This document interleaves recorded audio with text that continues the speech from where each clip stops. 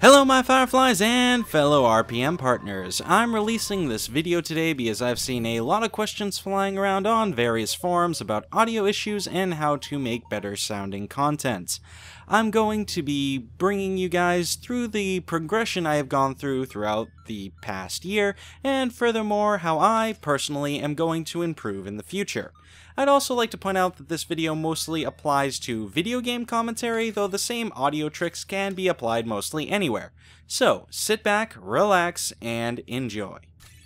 So this was pretty much the first way I actually recorded audio. It was very poorly done, it was very horrible. So what I did was, I got this PlayStation, well not PlayStation, but this Sony wireless headset, and I had Fraps set to record my audio. So I couldn't do any post-audio processing. What I actually would have to do is go into the options menu and I would have to lower the effects to absolutely zero, and I would have to hope that I didn't screw up at all.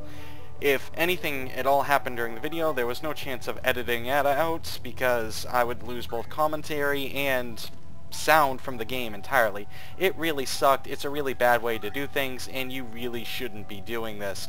So, from there on, I figured out new ways to do things. So what exactly did I learn? Well, there are programs outside of Fraps, like Audacity, that permit you to record your audio separately from your in-game audio. This gives you two individual audio tracks, which is an incredibly useful thing to have. Now, I didn't have to worry about the game sound overwhelming my voice, or my voice overwhelming the game sound. All I had to do was balance them with one another when I was done, adjusting the volume of each track individually while editing. But it still doesn't sound all that great. I still sound really artificial. And why the hell are there angry bees buzzing around in the background? Do I need to get pest control in here? And, like magic, the bees are gone. What happened? Well, as it turns out, that annoying hum is a combination of all the background noise going on in your room at the same time. The largest contributor is your computer fans. Now, the music industry largely gets rid of these kind of things by putting all the recording equipment in a separate, isolated room. Gamers like myself, however, really can't do that sort of thing. Instead, we apply what is known as sound gating and noise removal. It is possible to set recording software only to activate the microphone when recording something loud enough to breach the sound gate, majorly reducing the amount of background noise you are going to get whenever you are not talking. A noise remover, likewise, permits you to take a sample of the continuous background noise that you are experiencing and, well, remove it from the track. It isn't perfect, and it can cause some strange artifacting in the audio from time to time, but it sounds a whole lot better than leaving the background noise in. But I still sound really, really bad. Well, that's because I'm still using a gaming headset to record my audio. I really need to upgrade. Ah, you appear to still be here, and why do I suddenly sound so awesome? Well, say hello to the Samsung C01U condenser microphone. Even with the background hiss, I sound a whole lot better. Leagues better, in fact. But I'd still sound a whole lot better without the background hiss, so BAM! The hiss is gone. Really, what it comes down to is that a headset microphone is never, ever going to give you the same quality that a real microphone can.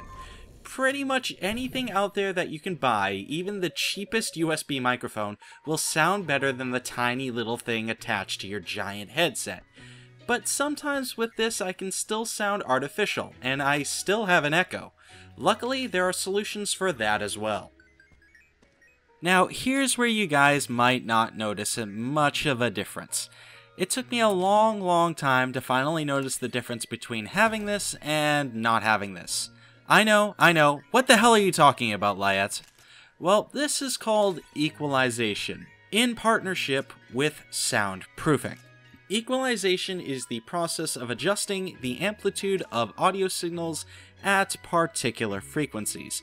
In other words, they are volume knobs for specific sound waves.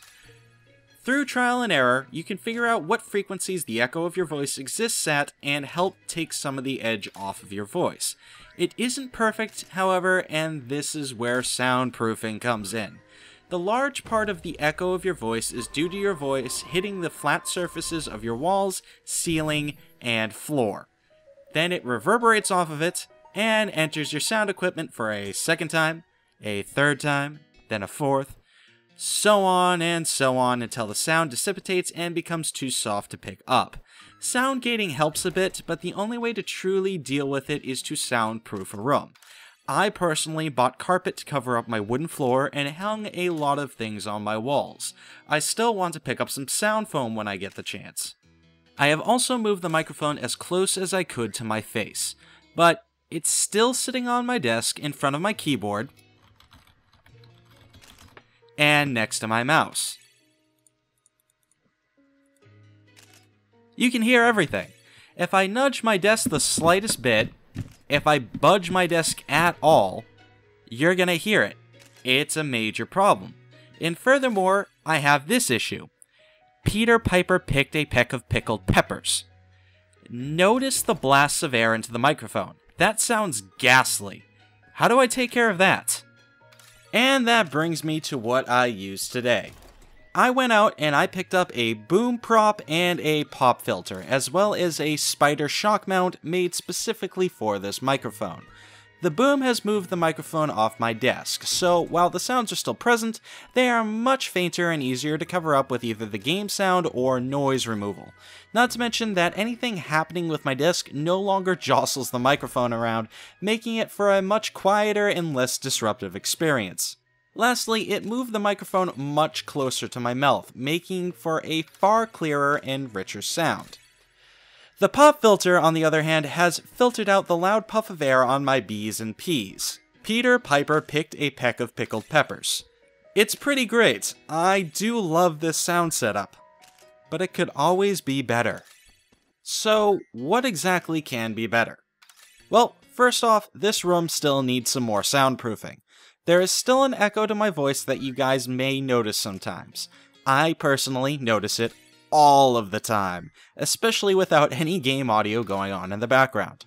I also plan on getting an external soundboard, one of those big fun things that'll sit right on my desk next to everything else. A soundboard will allow me to put EQ on my audio track while I'm recording live, so I can more easily fine-tune the process. It will also allow me to use multiple audio feeds at once. That way Asley and I do not need to share a microphone, and I can apply different EQ and sound levels to each microphone individually, making for a much better sound experience for the rest of you.